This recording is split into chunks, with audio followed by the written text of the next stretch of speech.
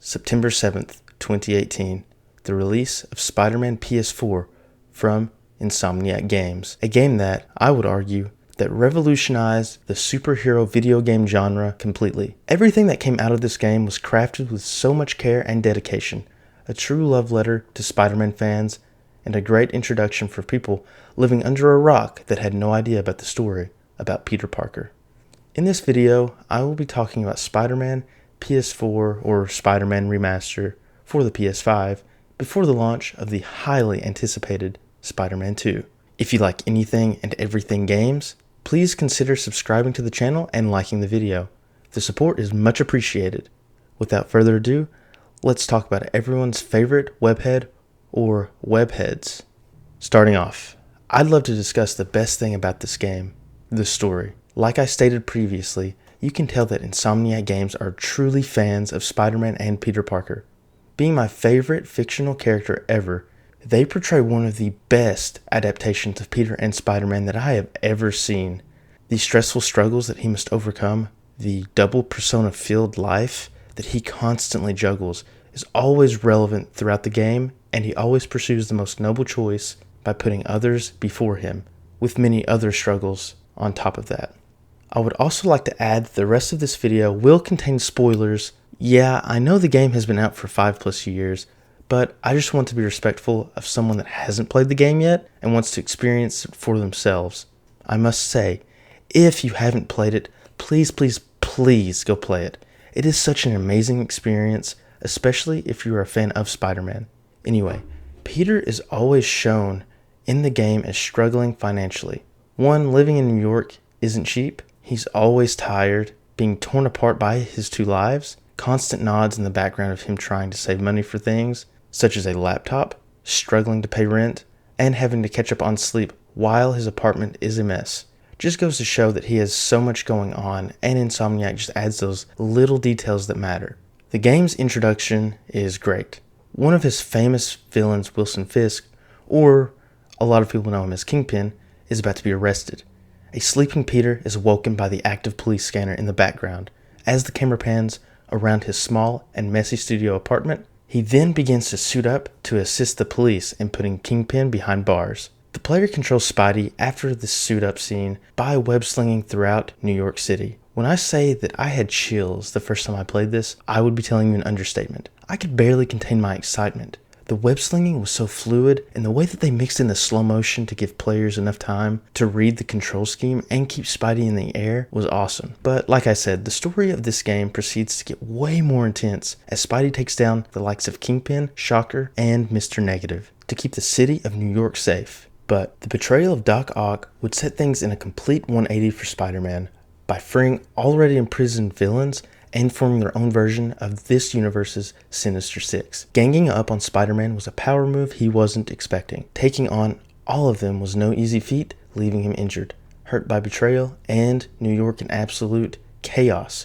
due to the raft being penetrated and destroyed, allowing not just the Sinister Six to escape, but many other no-name criminals. And oh yeah, they're also in possession of a terrible experimental and deadly gas known as Devil's Breath. To take matters worse, they release it into the city, creating even more discourse for the citizens of New York. Spider-Man would go on to face a mercenary group being led by Silver Sable, a fierce and intimidating individual from Symkaria, an Eastern European nation, the Sinister Six, and many more. The most notable of these fights are the individual fights between Mr. Negative, his Aunt May's boss at Feast Homeless Shelter, and of course Doc Ock, Peter's former boss and mentor that you interact with throughout the game, who also finds out the true identity of Spider-Man. The way that Mr. Negative's fights show these hallucinogenic type visions throughout the fight and the emotional connection that Peter has for the respect of Martin Lee or Mr. Negative. Ultimately, ending in Martin Lee's defeat again, Peter is then attacked by his former mentor, Doc Ock, injuring him badly yet again. Peter is rushed to Feast while pleading to not take the mask off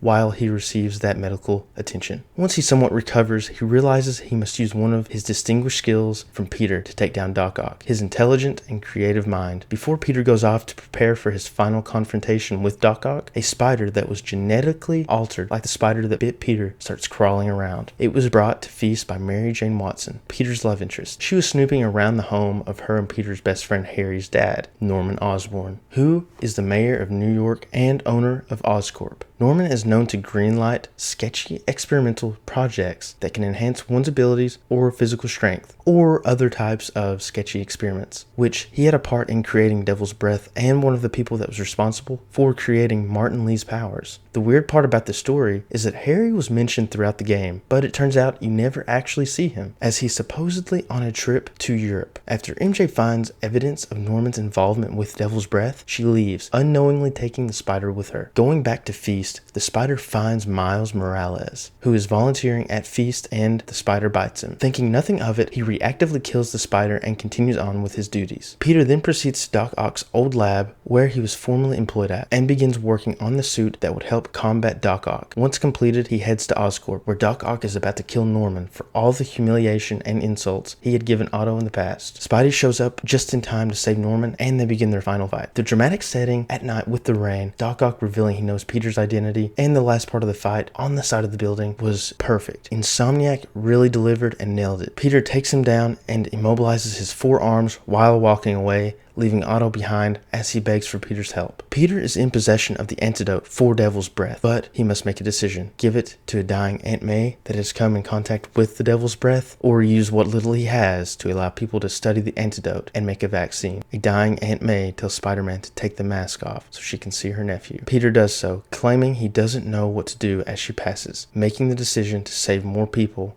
while putting his selfish motivations aside. The credits roll, and there are two major things that happen. It's shown that Miles, who was bitten by the spider, begins developing powers similar to that of Peter's powers. This begins an even deeper relationship for Peter and Miles as Peter reveals his identity to him, thus beginning a mentor and student type role for both of them. The second major thing that happens is that Norman is shown talking to someone, his son, Harry, in a tank filled with water surrounded by the symbiote. The symbiote is keeping Harry alive due to his severe illness that he was diagnosed with, instead of the false story of being in Europe. There are clearly way more details and story beats that I didn't discuss, which is what ties the story together in a tightly woven experience that creates such an amazing Spider-Man story and prepares a great setup for Spider-Man 2. Other than the story, there are still amazing things, no pun intended, about this game that I hadn't talked about, obviously being the gadgets, web slinging, side activities, costumes, and collectibles throughout the game that hold amazing Easter eggs. But there are also some negative things within these as well, which include the infamous